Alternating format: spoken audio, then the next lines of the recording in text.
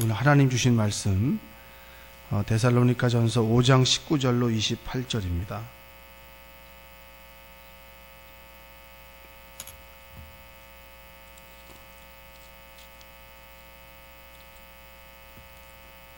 (19절로 28절) 성령을 소멸하지 말며 범사에 헤아려 좋은 것을 취하고 평강의 하나님이 친히 너희를 온전히 거룩하게 하시고 또 너희의 온 영과 혼과 몸이 우리 주 예수 그리스도께서 강림하실 때에 흠없게 보존되기를 원하노라.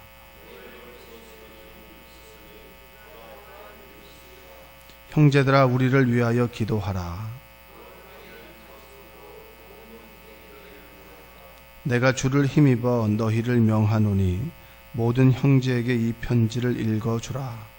우리 주 예수 그리스도의 은혜가 너희에게 있을지어다. 아멘. 내일은 월삭 새벽 기도입니다. 2월 1일인데요. 여러분 한 달을 시작할 때 새벽 기도로 시작하시기를 부탁드리고요. 그리고 내일 저녁이죠. 이제 내일 새벽입니다. 내일 새벽에 캄보디아 선교팀이 오게 되는데 여러분 끝까지 기도해 주시고 그리고 잊지 않으셨으면 좋겠습니다. 팀을 위해서 기도하시는 거. 자, 데살로니가전서 마지막 부분입니다. 마지막 부분이고요. 마지막 부분을 마무리하면서 바울은 예수 그리스도의 은혜가 너희에게 있었으면 좋겠다라고 얘기를 합니다. 은혜로 시작해서 은혜로 끝나는 삶, 하나님의 평강과 은혜가 있길 원한다라고 시작해서 은혜로 마무리를 이제 바울이 하고 있습니다. 그리고 그 공동체에게 어제 이어서 중요한 것 몇 가지를 다시 한번 짚고 그 공동체에게 이야기해 주고 있는데, 그것이 뭐냐면 오늘 19절에 성령을 소멸하지 말며라고 합니다. 이 단어가 사실은 좀 생소합니다. 우리는 성령 충만이라고 하는 말을 많이 쓰지 성령을 소멸시킨다라고 하는 말을 잘 쓰진 않습니다. 성경은 하나님에 대해서도 알 수 있지만 우리가 어떤 사람이라고 어떤 존재인지에 대해서도 정확하게 알려주는데, 이 말을 뒤집어 놓고 생각해 보면 날마다 우리는 성령을 소멸시키며 살아간다라고 하는 겁니다. 여러분 좀 이해가 되시나요? 예전에 이런 말씀하는 분 많이 있습니다. 예전 내가 정말 열심히 기도했을 때가 있었어. 정말 열심히 기도했고 그리고 늘 성령으로 충만해서 새벽마다 저녁마다 철야 기도하고 새벽 기도하고 힘들고 어려우면은 애들 다 재워놓고 난 다음에 그 마룻바닥에 엎드려가지고 밤새도록 기도한 적이 있었어. 이런 얘기 하거나 들어보신 적이 있으십니까? 네, 있으시죠? 그때 내가 뜨거웠다라는 거예요. 근데 그 얘기는 뭐냐면 과거에는 정말 부르짖고 뜨거웠는데 지금은 그렇지 못하다. 그 말이 이 말입니다. 성령을 소멸시키며 살아간다. 늘 성령의 충만함을 힘입어 살아가는 것이 아니라 그때 성령을 충만하게 힘입었던 그 시기를 돌아보면서 늘 성령 충만한 삶이 아니라 늘 세상과 접하고 그리고 영적인 싸움을 싸워가는 삶이 아니라 늘 지며 살아간다라고 하는 겁니다. 세상으로 충만하게 살아간다라고 하는 것이죠. 그래서 사도행전 2장 3절을 보면 불의 혀같이 갈라지는 것이 저희에게 보여 각 사람 위에 임하여 있더니, 왜 여러분 예수님께서 십자가에서 죽으시고 그리고 50일이 지난 다음에 오순절 때 성령께서 임한 사건을 왜 그토록 강단에서 이야기하고 성령에서 기록할까요? 우리는 성령 충만하게 살아가지 못한다라고 하는 얘기입니다. 성령 충만한 삶과는 거리가 먼데, 오순절 마가의 다락방에 정말 120명의 사람들이 모여서 주님을 구하고 하나님 말씀에 순종했더니 불과 같은 것이 각 사람 위에 임했다라고 하는 겁니다. 그런데 그것이 늘 냉랭하던 삶이 아니라 우리의 마음이 뜨거워지고 우리의 생각이 하늘을 향하게 되고, 그리고 세상과 접한 삶이 아니라 하늘나라를 소망하고 그리고 하늘의 법칙, 하나님 말씀대로 살아가는 삶을 살아갔다. 그것이 무엇이냐? 성령 충만이다라고 하는 것을 이야기해 주고 있다라고 하는 겁니다. 여러분, 하나님의 영으로 충만하시길 바랍니다. 하나님의 영으로 충만한 것은 정말 우리가 하나님의 영을 구하지 않으면 하나님의 영으로 충만할 수가 없습니다.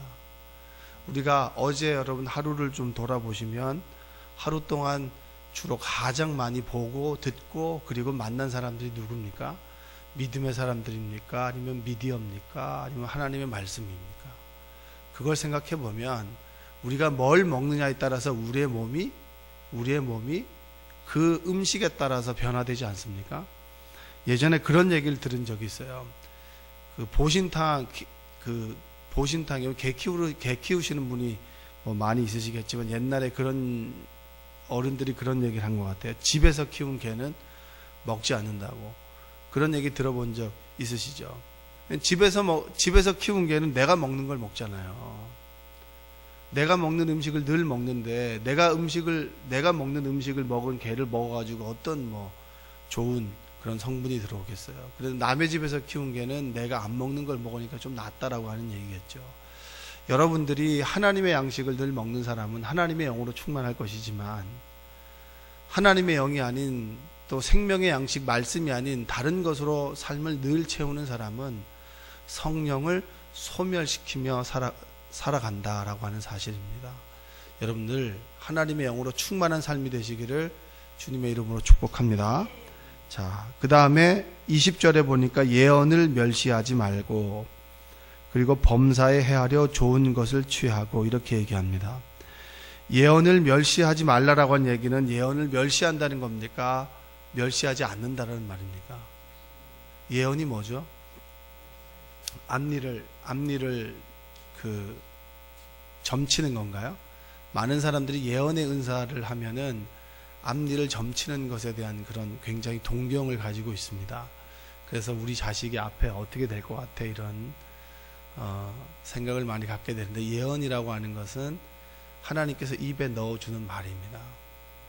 하나님께서 입에 넣어주는 말은 미래를 점치는 말이 아니라 하나님께서 하고 싶은 말. 저희 어머니가 제가 이제 20살 때 서울로 공부를 하러 왔는데 몇 가지를 당부해 준 말이 있었어요. 그 당부해 준 말 중에 하나는 뭐냐면 데모하지 마라 이런 거였어요. 그때 한참 좀 시끌시끌해가지고 데모하지 마라. 그 다음에 뭐 결혼할 때는 어떻게 해라 뭐 이런 얘기를 하셨는데 그게 예언이잖아요. 예언이 앞니를 점치는 게 아니에요. 하나님께서 우리 입에 담아주는 것, 이 새벽에 하나님의 강단을 통해서 선포되는 말씀이 예언이라고 하는 겁니다. 그 하나님의 말씀은 교회를 세우는 것이지 본인의 이름을 드러내는 것이 아닙니다. 앞니를 보여주는 분도 있죠. 하나님께서 환상을 통해서 여러 가지를 통해서 조금 은사를 주셔서 우리 공동체 가운데 어떤 일이 일어나게 될 것이고 그런 예언의 은사, 앞을 바라보는 그런 그 은사를 가지고 있는 소수의 사람들이 있습니다. 그것은 앞니를 보게 해주시는 하나님의 말씀이고 예언은 뭐냐면 이게 예언이라고 하는 겁니다. 예언. 앞일이 아니라 지금 나에게 주시는 하나님의 말씀, 내 입에 넣어주시는 하나님의 말씀. 어떤 사람과 대화했는데 이거 내가 한 말 맞아 라고 하는, 이거 하나님이 하셨지 라고 하는 그 말이 예언이라고 하는 겁니다. 그 예언은 주님의 공동체를 세워나가는 것. 그래서 이런 은사를 가지고 있는 사람들은 늘 말을 조심해야 돼요. 말을 할 필요가 없어요. 앞에 이런 일이 일어날 거야 뭐 이런 일은 이런 말을 하는 사람들인데 그런 말은 절대 할 필요가 없습니다. 하나님께서 내 입에 넣어주시는 말, 그 말을 들으라라고 하는 겁니다. 제가 이제 군대를 가기 전에는 그 남자는 군대를 갔다 와야 된다고, 그래야 어른이 된다고 얘기를 했거든요. 그래서 군대를 갔다 오니까 결혼을 해야 된다고, 그래서 결혼을 하니까 애를 낳아야 된다고, 그래서 애를 낳았더니 애를 둘을 낳아야 된다고, 그래서 둘을 낳았더니 한 50은 돼야 된다고, 난 언제 어른이 되는지 모르겠다고 그 생각을 해본 적이 있습니다. 여러분들도 보면 그래요. 경험 많고 그리고 많이 배우고 영성도 충만하고 그리고 여러 가지를 많이 갖춘 목사님이 와서 이제 하나님 말씀을 전하면 굉장히 설득력이 있습니다. 그렇죠? 우리는 그게 납득이 되지 않습니까? 인생을 정말 지극히 살아본 어르신이 또 하나님 말씀에 깊은 은혜가 있고 그리고 정말 잘 전달하고 또 인생의 경험이 있어서 여러분들을 한번 아우를 수 있고 또 인상도 좋아서 한번 얼굴만 딱 보면 하나님을 본 것 같은 그런 분이 그 말씀을 전하면 참 좋겠죠. 근데 그런 분이 있나요? 늘 하나씩은 부족합니다. 정말 젊다면 경험이 부족하고 그리고 경험이 많다면 또 다른 것이 부족하고 하나님의 말씀을 인간적인 잣대로 딱 보면 은혜가 되는 부분이 없습니다. 그런데 하나님의 말씀을 하나님의 말씀으로 듣는 마음의 토양이 있으면 그 토양 위에 하나님의 씨앗이 심겨지게 되고 열매가 맺어지게 되는 것입니다. 어떤 하나님의 사역자를 또 믿음의 사람들을 자꾸 인간적인 잣대로 보지 마시고 그 순간에는 하나님의 말씀을 맡은 자로 하나님께서 강단에 세워진 사람을 하나님의 말씀을 그 입에 탁 넣어준다. 그 입에 넣어준 말씀을 전한다. 그것이 뭐냐면 구약에서 말하는 예언자입니다. 예언자. 예언자라고 하는 말은 나비예요. 나비. 나비는 입 안에 말씀을 넣어주고 그 말씀을 전하는 사람. 하나님께서 주신 말씀을 전하는 사람이 나비 예언자입니다. 그런데 하나님께서 세우신 사람들은 다 뭐가 하나 부족한 사람들이었어요. 인간적인 잣대로 봤을 때는 하나님 보시기에는 턱없이 기준이 부족한 사람이었지만 하나님께서는 그 사람을 은혜로 덮으셔서 그리고 그를 부르셔서 하나님의 말씀을 전하게 하신다. 하나님께서 불러서 전하게 하시는데 우리는 인간적인 잣대를 가지고 자꾸 판단하고 그리고 인간적인 잣대를 가지고 자꾸 점수를 매긴다라고 하는 겁니다. 우리의 삶 가운데 처음 믿은 사람들은 그런 게 없지만 신앙의 연륜이 있는 사람들을 다 대부분 기준을 가지고 있지 않겠습니까? 그 기준을 자꾸 덮으시고 하나님의 은혜로 믿음의 사람들을 보시고 그리고 말씀 전하는 사람들을 볼 때 하나님의 말씀이 된다라고 하는 겁니다. 따라서 해보겠습니다. 하나님의 말씀을 하나님 말씀 되게 합시다. 네. 그리고 21절에 보니까 범사에 헤아려 좋은 것을 취하라. 늘 우리는 좋은 것을 취합니까? 아니면 내가 끌리는 것을 취합니까? 끌리는 것이 좋은 것일 수도 있지만 좋은 것은 끌리지 않은 것일 수도 있습니다. 양약은 고우구나 이리 어병이요라고 하는 그 말이 있죠. 그 말은 뭡니까? 좋은 약은 몸에는 좋지만 입에는 쓰다라고 하는 겁니다. 그러니까 우리가 쓴 음식보다는 달달한 음식을 먹지 않습니까? 우리 아이들이 좋아하는 음식들은 다 단 음식이에요. 뭐 피자라든지 콜라라든지 햄버거든 다 단 거예요. 그런데 그 뿌리 채소 같은 거 있지 않습니까? 그것들은 쓰잖아요. 쓴 것이 몸에 좋지 않습니까? 우리가 취하는 것을 보면 신앙적으로 취하는 것을 보면 또 사역을 하는 걸 보면 쉽고 편한 것을 합니다. 그런데 쉽고 편한 것보다는 좋은 것은 몸에 힘들고 아플 수도 있지만 그것이 우리를 더 복되게 하고 우리를 더 믿음으로 단련시킬 수 있다라고 하는 겁니다. 매사에 좋은 것을 취하는 은혜가 있길 바랍니다. 눈에 보이는 것, 그 다음에 먹어서 좋은 것이 아니에요. 내 신앙에 무엇이 좋은가? 어떤 사람이 이 일을 하지 않는가? 내가 그 일을 하겠다. 그래서 그 일을 할 때 공동체가 세워진다. 22절 한번 읽어볼게요. 시작. 악은 어떤 모양이라도 버리라. 여러분의 생각 가운데 내 머리에 여러분 새가 날아들 수는 있지만 새가 둥지를 트게 하는 것은 나의 잘못이라고 하는 겁니다. 내 머리 위에 새가 날아드는 것은 내가 할 수 없는 것이지만 그 새가 둥지를 트게 하는 것은 바로 나의 몫이라고 하는 것입니다.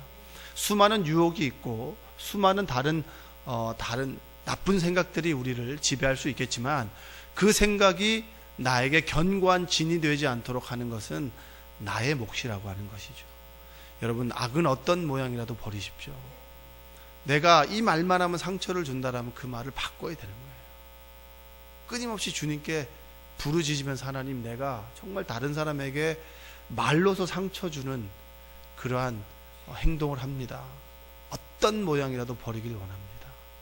여러분은 늘 말씀의 거울 앞에서 나를 돌아볼 때 내가 이런 행동은 옳지 않다라고 하면 하나님 앞에 정말 붙들고 씨름함으로 하나님, 내가 하나님의 사람으로 다른 사람에게 상처 주기보다 정말 사람을 세우는 은사가 있길 원합니다.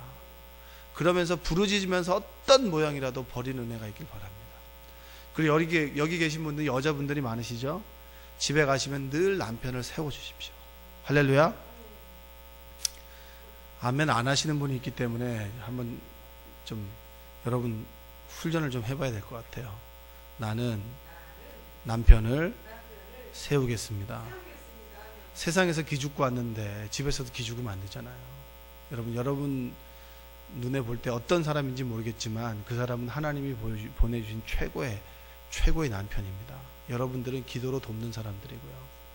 그래서 여러분들이 한 대로 자녀들이 하기 때문에 늘 그 남편을 믿음의 말로 세워주십시오. 그리고 자녀를 믿음의 말로 세워주시고 여러분이 만나는 사람들을 믿음의 말로 늘 세워주십시오.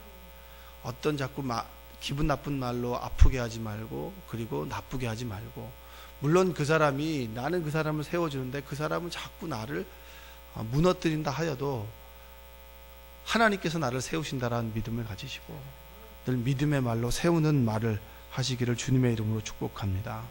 그래서 23절에 뭐라고 하냐면, 평강의 하나님 친히 너희를 온전히 거룩하게 하시고 또 너희의 온 영과 혼과 몸이 우리 주 예수 그리스도께서 강림하실 때 흠없게 보존되기를 원한다. 여러분, 하나님께서 여러분의 삶을 지켜주시고 영과 혼과 육을 강건하게 지켜주시기를 원합니다. 하나님께서 지켜주시는 겁니다. 하나님께서 여러분의 삶을 인도해 가시는 거고요. 다른 모든 것들은 우리가 할 수 있는 노력일 뿐이에요. 그 노력의 열매를 맺게 하고 이끌어 가시는 분은 온전한 하나님이시다. 그리고 마지막으로 이런 얘기를 합니다. 바울이 무슨 얘기를 하냐? 25절 한번 읽어볼게요. 형제들아, 우리를 위하여 기도하라. 여러분, 늘 중보기도 하셔야 됩니다. 하나님께서 우리 아들 잘 이끌어 가시겠지. 그건 맞는 얘기죠. 하나님께서 조금 말 안 듣는다고 믿음의 사람들을 버리시겠습니까? 기도하지 않아도 하나님께서는 우리의 마음을 다 알죠. 그렇죠? 그렇기 때문에 기도 안 합니다. 그러나 하나님께서는 뭐냐면, 네 마음을 알지만 내가 너와 만나고 싶다라는 거예요. 그래서 너는 내게 부르짖으라. 내가 내게 응답하겠다라고 얘기하는 거 아닙니까? 우리의 마음을 아는 하나님께서 왜 우리 보고 기도하라고 합니까? 마음을 다 아는데 그 뭐하러 대화합니까? 그렇죠? 대화할 필요가 없잖아요. 그러나 하나님께서는 내가 너희를 지은 것은 나를 찬송하기 위해서 지었다라고 하는 거예요. 너가 나를 찬송하면 내가 너를 만나고 끊임없이 교제하고 만나겠다. 내가 너의 마음을 알지만 대화하면서 더 깊은 마음을 알게 되고, 중요한 것은 내가 하나님의 마음을 알아간다라고 하는 거예요. 대화하면서, 기도하면서.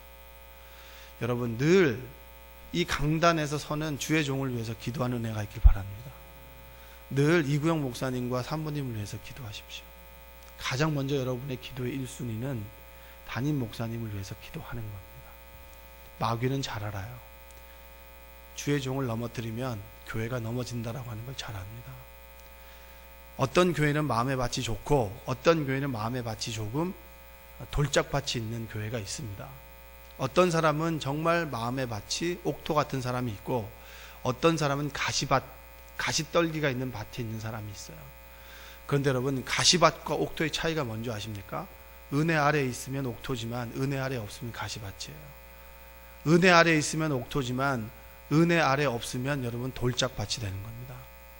마음의 밭이 좋다, 그것은 은혜 아래에 있는데 그 은혜는 누구를 통해서 흘러옵니까? 하나님께서 주신 영적인 하이어라키가 있어요. 위계 질서가 있어요. 하나님은 주의 종을 통해서 쭉 부어주신다라고 하는 거예요. 이것이 무너지게 되면 여러분, 우리는 쉽게 돌짝밭이 됩니다. 늘 중보기도 하시되, 여러분, 여러분의 귀한 축복은 교회를 통해서 흘러갑니다. 할렐루야.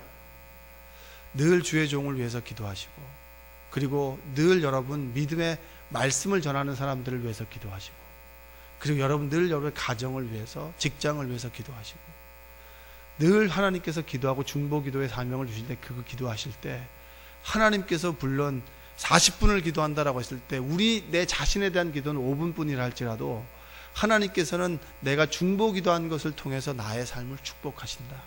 그것이 바로 영적인 믿음의 원리인 줄로 믿습니다. 오늘 하루 바울이 주셨던 말씀을 통해서 한 가지를 취하시고 그 말씀 부여잡고 믿음으로 살아가시기를 주님의 이름으로 축복합니다. 자, 우리 찬송하겠습니다.